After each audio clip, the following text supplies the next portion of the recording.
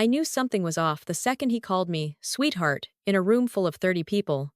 We were 40 minutes into the mid-year strategy presentation when Darren Hollis, the newly appointed general manager, who'd flown in from the Sydney head office with a LinkedIn bio longer than my employment contract, clicked past slide 14 and turned to face the room with the kind of smile that only exists on people who've never had to apologize for anything in their life. "Before we continue," he said, clasping his hands together like a primary school principal, about to announce detention, "I'd like to take a moment to address some structural changes to the team." "Sweetheart," he said, looking directly at me, "why don't you go ahead and grab everyone a coffee while we get into the next section?" 30 faces. Half of them looking at me, half of them looking at the floor. I was 26 years old. I had been at Meridian Group for 4 years. I was the only one in that room who had built the compliance reporting framework that was currently sitting on slide 14, credited to no one. And the man who had just called me sweetheart in front of the entire Melbourne office had been in the building for 11 days. I didn't move. I smiled once. The way you smile when someone walks into a door and you're deciding whether to laugh or pretend you didn't see. Then I looked back down at my notebook and kept writing. The room moved on. Darren moved on. But something in me didn't. I want you to understand something before I keep going. I am not the kind of person who sends passive, aggressive emails or vents to colleagues in the kitchen. I was raised by a mother who settled disputes by reading the fine print, and a father who said the only argument worth having is the one you can prove on paper. I was, by most workplace measures, annoyingly professional. I showed up early, I documented everything, and I had never once in 4 years raised my voice at anyone in that office. But I also had a very good memory, and Darren Hollis had just given me a reason to use it. I had joined Meridian Group, fresh out of university, 22 years old, with a commerce degree, and absolutely no idea how slowly corporate wheels turn. I started as a junior compliance analyst under a woman named Roberta Fung, who was meticulous and kind, and had the most organized, shared drive I have ever seen in my life. She retired 18 months later and left me a handwritten note that said, "You see more than you let on. That's your advantage. Don't waste it." By the time I was 25, I had been promoted to compliance coordinator. It wasn't glamorous, but the role had access. Access to policy documents, audit trails, incentive frameworks, executive remuneration structures, the kind of access that most people in their mid-20s don't have and don't think to pay attention to. I paid attention. Not for any sinister reason. I just liked knowing how things worked. And one afternoon in late autumn, about 3 weeks before Darren arrived, I had been part of a cross-team review where the outgoing GM, a decent enough bloke named Phil, had accidentally shared an unredacted version of the executive incentive package with the broader review group instead of the summary sheet. He'd caught it within the hour and sent a correction, but by then I had already opened the attachment, read through the first few pages, and saved a personal copy out of sheer habit. At the time, I barely registered what I was looking at. Just numbers and legal language, and a lot of conditional clauses that read like they were written by someone who had never had a conversation with an actual human being. I forgot about it almost immediately, until Darren Hollis called me sweetheart. I went home that evening, sat on the floor of my lounge room with my laptop open and a cup of tea going cold beside me, and I found the file again. I wasn't sure what I was looking for. I just had this feeling.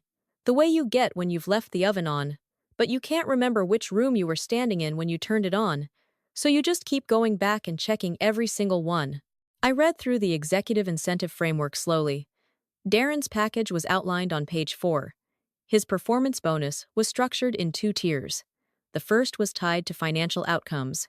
The second, worth considerably more, was contingent on what the document called a sustained and demonstrable commitment to equitable workplace conduct, inclusive team culture, and adherence to Meridian Group's people and culture standards, as defined in Schedule B. I stopped reading.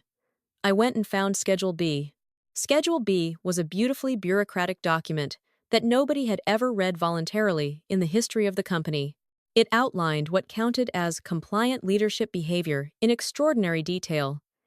Things like mandatory documentation before performance discussions, formal HR involvement in any team restructuring, and specifically, Under Clause 7.3, a line that said, any conduct that demeans, marginalizes, or publicly diminishes an employee on the basis of gender, age, or any other protected attribute, as defined under the Fair Work Act 2009, constitutes a direct breach of conduct standards and renders the responsible executive ineligible for performance-linked incentive payments for the current review period. I read that sentence 4 times. Then I got up, made a fresh cup of tea, sat back down, and read it a 5th time. Here is what I understood in that moment. Darren Hollis had walked into a building where his entire bonus structure was held together by a single thread of compliant behavior. And in 11 days, in front of 30 witnesses, he had taken a pair of scissors to that thread and snipped it right through while smiling at me like he'd just done me a favor. I didn't say anything out loud. I didn't even let myself feel too much about it yet, because optimism is dangerous when you're working with fine print. I needed to be sure. I spent the next 4 evenings building what I started calling, in my head, the folder, a clean Google Doc, shared with no one, titled with something dull enough that no one would ever click on it if they stumbled across it. Admin Notes Q. 3 Review Draft. Inside, I started logging everything. The date and time of the meeting, the names of everyone in the room, a description of the remark, the specific language used, the context, the fact that no corrective statement was made afterward, the fact that I had not been asked to participate in any substantive part of the presentation, despite being the architect of the compliance framework being discussed. Then I started looking for other instances.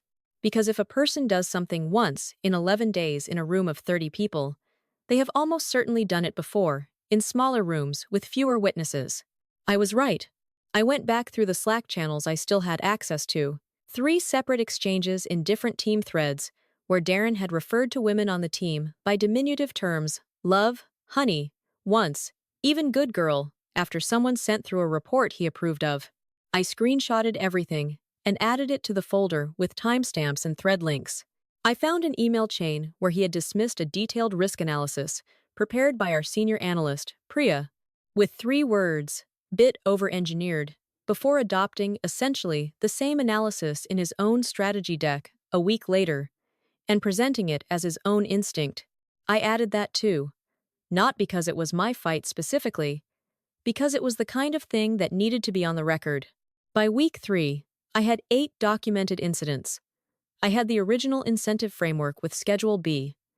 I had the Fair Work Act provisions cross-referenced in a separate tab, and I had done something that Darren would have never thought to do, because people like Darren assume the game is always played in the room they can see.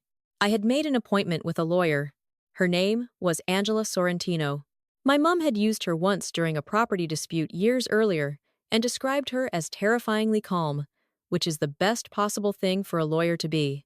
She worked out of a small office in Fitzroy, a converted terrace house with a very serious bookshelf and a rubber plant in the corner that looked like it had survived several different legal battles. I walked in with a printed copy of the incentive framework, a USB with the folder, and a very specific question: was what I had enough? Angela read through everything, without speaking. When she finished, she took off her reading glasses, set them on the desk, and said, "Tell me about the meeting," the sweetheart comment. "Walk me through it exactly." So I did. When I finished, she was quiet for a moment. Then she said, "You're not here to sue anyone, are you? You just want to know what this is worth." I said that was pretty much it, yes. She tapped the Schedule B printout with one finger. "This clause is interesting because it's self-executing. It doesn't require a formal complaint to be lodged. The language says the breach itself renders the executive ineligible, which means if the right people are made aware of the documented breach through proper internal channels, the incentive simply doesn't pay out. You don't have to be the one making the argument. You just have to make sure the argument is visible to the people who have to act on it." I asked what proper internal channels looked like. She smiled slightly. "Usually, an internal compliance report, submitted through whatever governance structure the company has for executive conduct reviews." She paused. "Who handles that at Meridian?" I thought about it for a moment, and then I said, "Me, technically. My team manages the compliance reporting framework. I built the intake form myself last year." Angela looked at me for a long moment. "Of course you did. she said. We spent the next 90 minutes being extremely precise about what I was going to do and in what order. I was not going to file a formal HR complaint, because that would immediately tip Darren off and give him the opportunity to manage the narrative. I was not going to tell colleagues what I was doing, because informal networks are terrible at keeping secrets, and I needed the silence to hold. What I was going to do was far more boring and far more effective. I was going to use the company's own compliance machinery exactly as it was designed to be used. When I got back to the office the next morning, I was so calm I startled myself. I had slept a full 8 hours. I made my coffee, sat down at my desk, and opened the compliance intake system. I submitted an internal report, flagged under Executive Conduct Review. I attached the documented incidents. I cross-referenced Schedule B.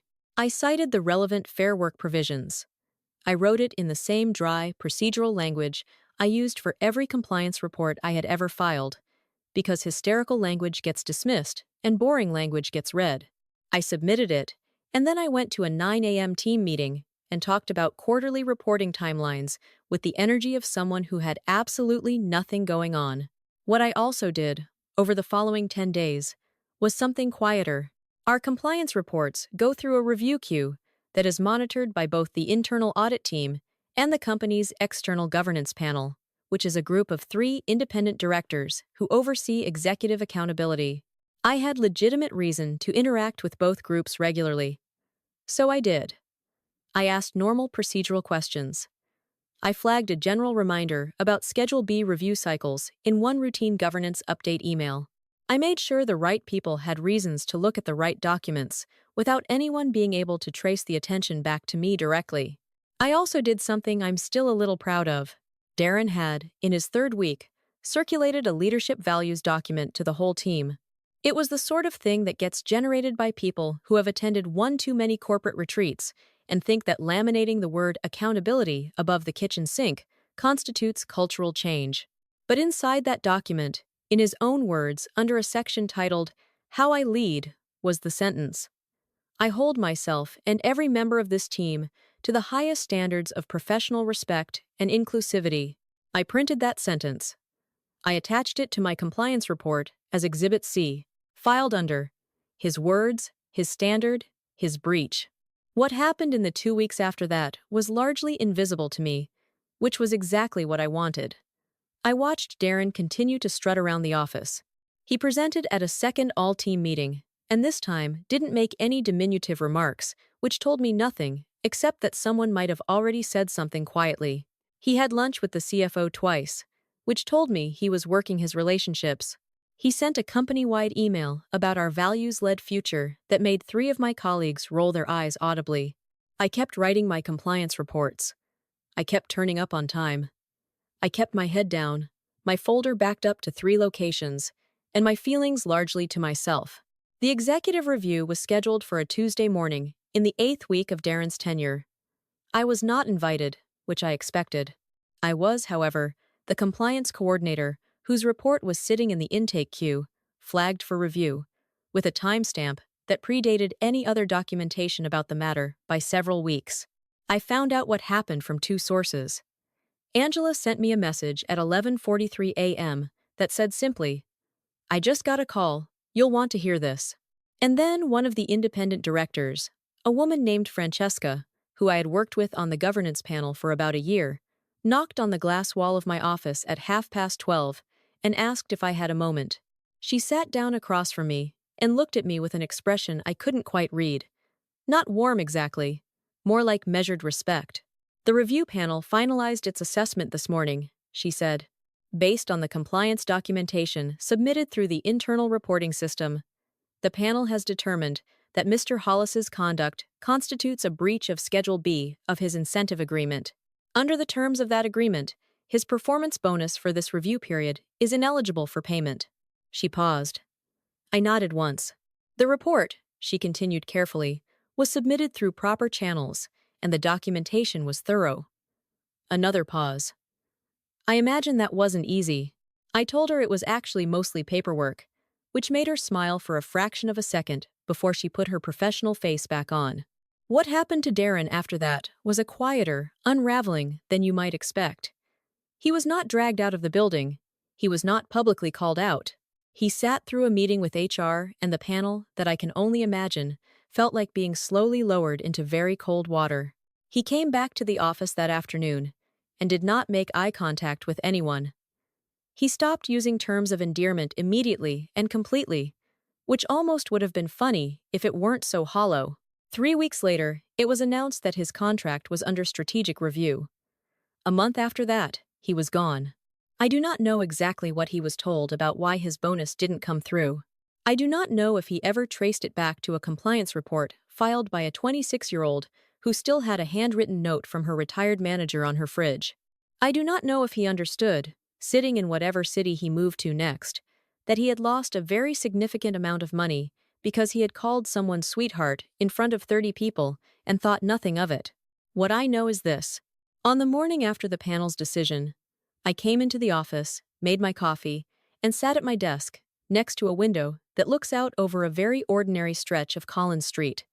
Trams going past, people in jackets walking quickly, the city doing what cities do. Priya from Analytics stopped by my desk just before 9. She didn't say anything specific. She just put a small container of homemade biscuits on the corner of my desk, gave me a look that said everything, and walked away. I opened the container. 8-1, started my day. The compliance framework Darren had ignored, the one I had built, and he had walked past every single day for 11 weeks without once reading, went on to be cited in a company-wide governance review. The following quarter, it was updated, expanded, and shared with 3 other companies in the group. My name was on the acknowledgement page. I'm sharing this story because I think there is something important in it that doesn't get said enough. Power in a workplace is not always loud. Sometimes it's the person who reads the document that no one else bothered to open. Sometimes it's the one who writes things down at 10 p.m. with a cold cup of tea because they believe that detail matters. Sometimes it's the junior person in the room who doesn't say anything in the moment because they're already thinking about what comes next. The system will not always protect you, but sometimes, if you understand it well enough, it will protect you without anyone being able to argue with the result. Because the most effective accountability doesn't come from anger. It comes from accuracy. And if someone has ever called you sweetheart in a room full of people and expected you to go get the coffees, I want you to know something. Read the fine print, all of it, especially the parts with asterisks. Those are usually where the power lives.